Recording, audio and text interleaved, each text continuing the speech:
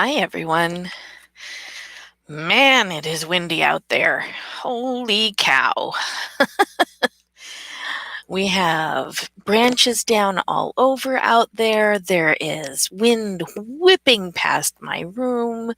It's just crazy. Holy cow. Um, we somehow managed to inherit somebody's tarp.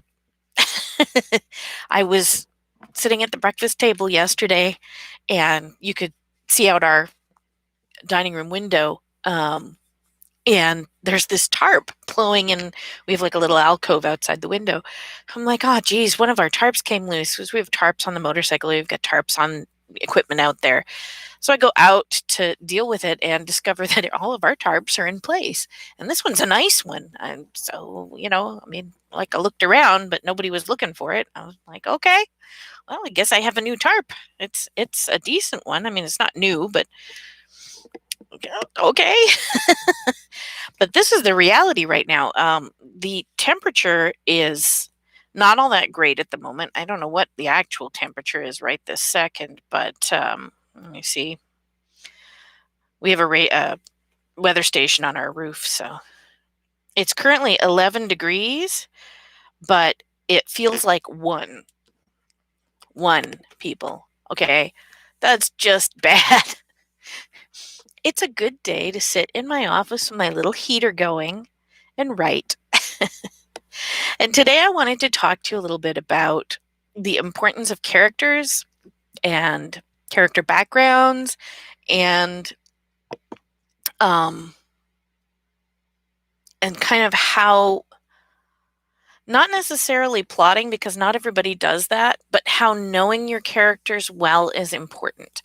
So before I started really writing, I played Dungeons and Dragons. And so you've all seen the Dungeons and Dragons character sheets, right?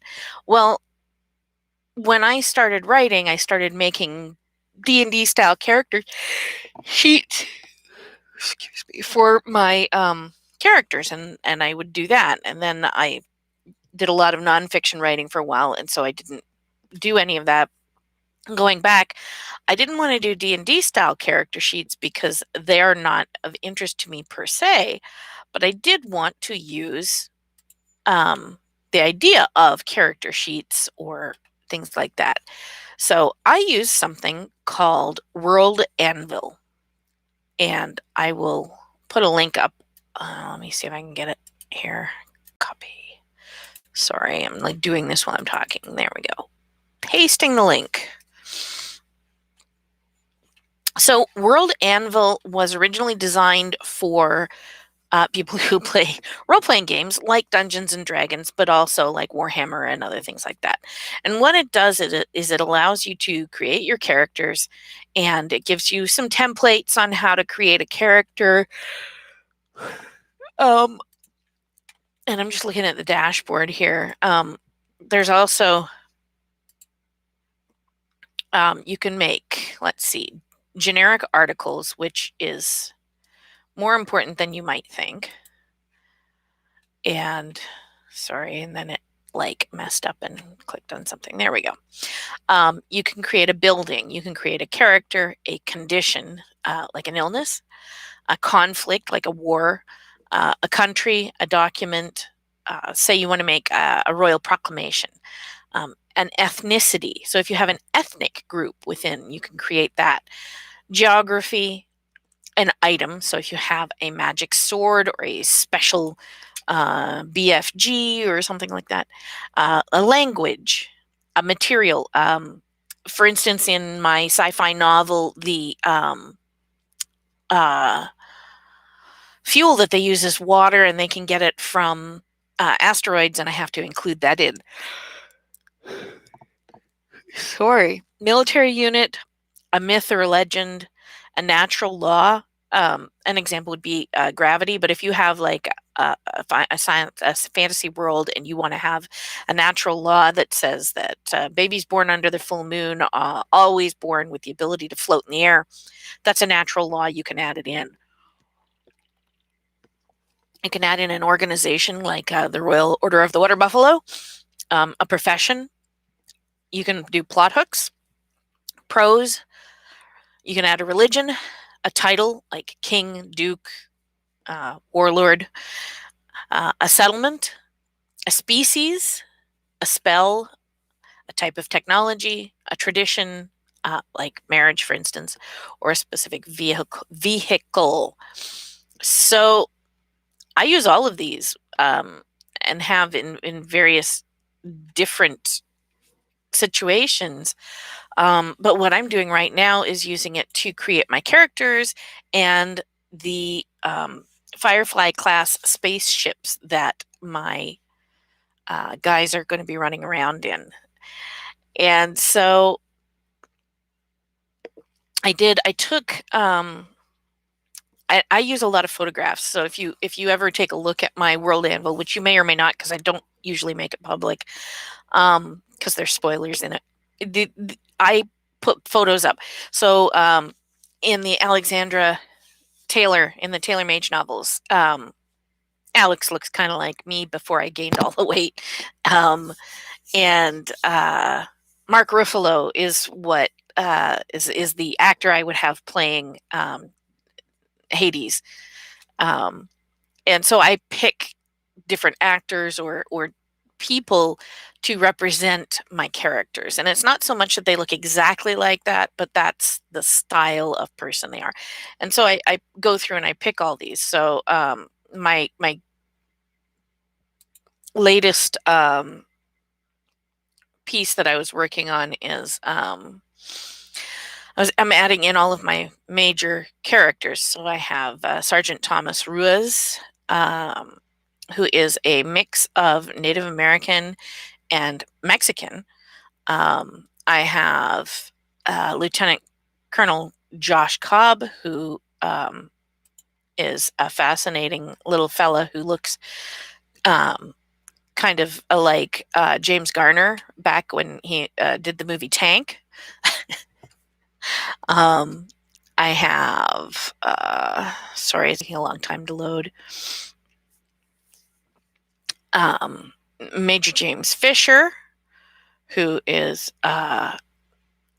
looks rather like oh my god, I can't remember his name. Who the guy they do all of those stupid oh, my brain is just like not working.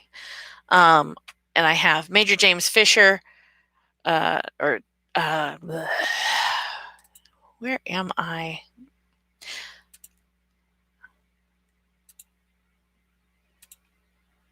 Seriously, what the heck? There we go. Colonel Martin Smith. Colonel Smith looks rather like Clark Gregg, because I might have a thing about him. Jimmy Stubbs, who is a wonderful guy known for his geology expertise. He looks sort of like what's his face from Roadhouse and The Ranch. Sorry, my brain is late. Anyway, so I make these character sheets and I write in all the important stuff. So I'll give you an example here. Jimmy Stubbs is the one that I have the best write-up for right now. So Jimmy Stubbs is a cantankerous gentleman, somewhat grizzled in appearance. He's 55 years old, with more salt than pepper in his dark hair. He often sports a mustache and occasionally stubble. He has dark brown eyes, and they are piercing. He has prominent eyebrows, high cheekbones, and tanned skin. He comes across as very gruff and is sometimes mistaken as being unintelligent because he takes his time to reach answers, but he is incredibly sharp. He is a problem solver by nature. He tends to be very acerbic and grumpy, but is a loyal and fierce friend. Jimmy joined the Army when he was 18 and did several tours. He reached the rank of Sergeant Major and was an instructor at the Army Mountain Warfare School at Camp Ethan Allen Training Site in Fort Benning, Vermont for several years. He retired at 40 and went back to university to pursue a career in geology, which was sparked during his time in the mountains of Vermont. During his time at university, he specialized in geophysics and planetary geology. He has a solid background in physics, mathematics, and chemistry, as well as excellent mapping skills. After graduation, Mr. Stubbs was employed by Kuiper and Company, one of the asteroid mining companies that currently have ships in the Kuiper Belt. So that gives you an idea of who Jimmy is, okay? I know what he looks like. I know his educational background. I know he has, when you say good day, he has a tendency to look back at you and go, what's so good about it? That's just him. And so I've got the basics written down. So now anytime I'm writing about Jimmy, I can go back and refer to that very briefly. I have the sheets printed out and I put them up on my wall when I'm doing specific interactions so that I can see them and kind of visualize how I'm doing it. It's not so much that I'm plotting out the points of my story as I'm making sure that my characters are internally consistent and they work together the way that they're supposed to. And so that's something that I spend a lot of time doing. The other one that I've spent a lot of time working on is the spaceship itself. I actually was really excited about my stupid spaceship because my spaceship it could exist. It could exist, folks. So it is a Firefly class ship, and it's called the Shepard.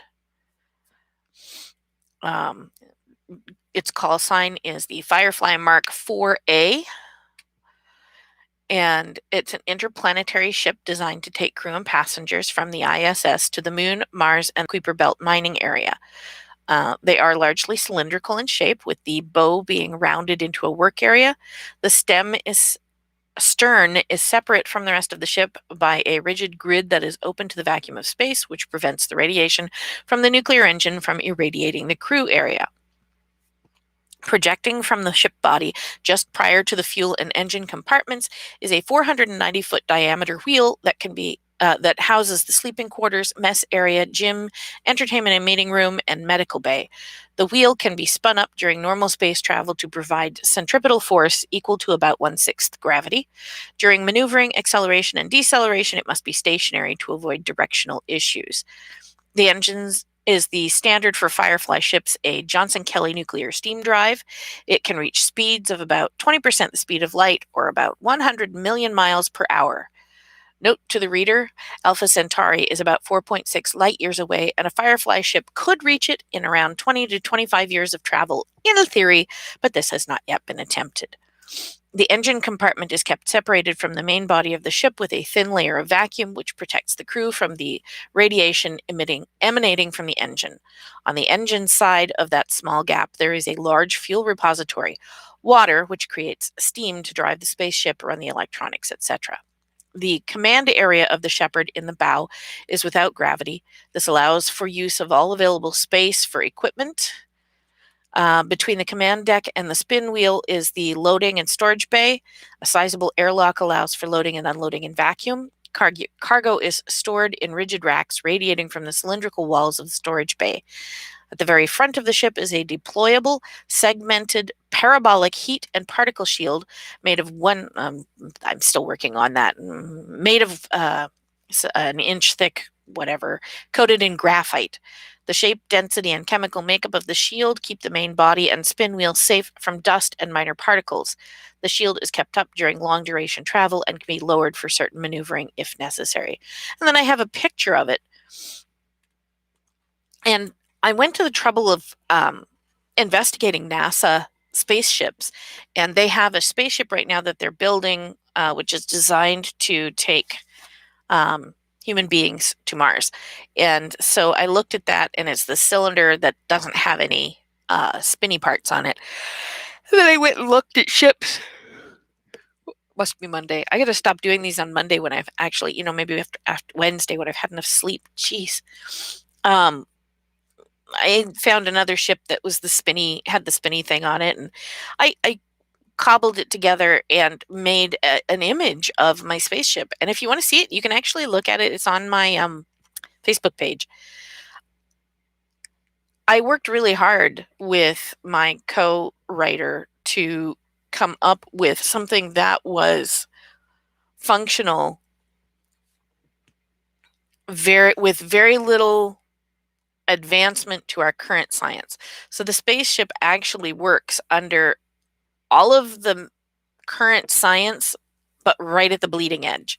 So by the time we get to where my story takes place, 100 years or so from now, it's just this is what they use all the time. There are people living on Mars. Not a lot yet, but there are people on Mars. There are people living in a base on the moon and have been for a while. There's mining going on in the Kuiper Belt, and we're mining largely water, which is what we found in many of the asteroids. So, this is the kind of thing I've created all of this, and all of this is stuff that I've written down so that my innards of my story are consistent, because especially with science fiction, but also with any other kind of book, you want to have it internally consistent, because if your character's doing one thing at one moment, another thing at another moment, it gets at odds. And what it does is it breaks the suspension of disbelief. For any of you who've read 50 Shades of Grey, you'll understand what I mean. There comes a moment when you look at it and you go, yeah, no, nobody speaks that poorly. And this is it. This is what this does for me. Now, you might choose to just use D&D character sheets. You might use something else. You might have a notebook full of character sketches.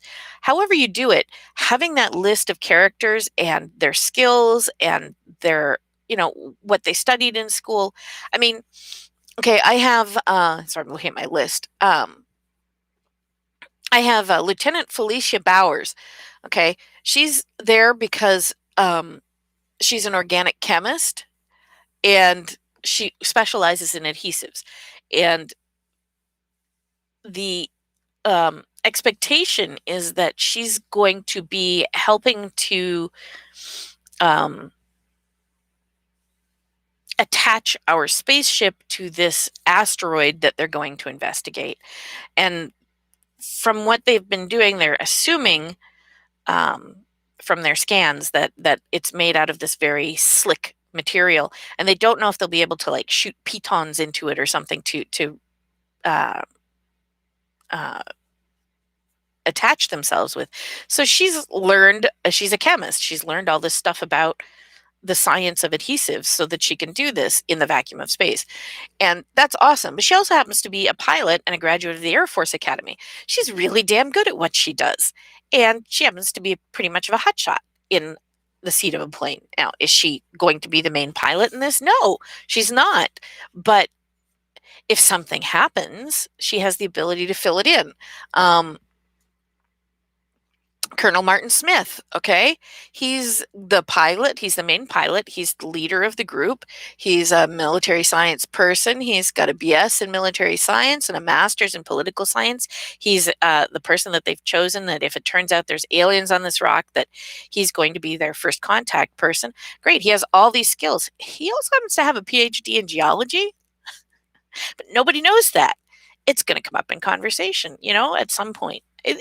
These are the little background things, the little gotchas that make your characters alive. And if you have them all written down, then they're consistent. And that's the most important thing. So, and just as a final note, when I make my spaceship and stuff, I think of them as being characters as well. Even though they're not people, they deserve to be created with the same care and attention that I create my people from. And so I do that. Yeah. So that's where I'm at today. Go out and go forth and create, and try and batten down the hatches for this wind, and maybe we'll get through this in the next few days. It's supposed to be warmer next week, so I'm looking forward to next week, because this week's looking pretty chill. Have yourselves a great week, guys. I love you all, and drink the water, eat the food, and take care of yourselves, okay?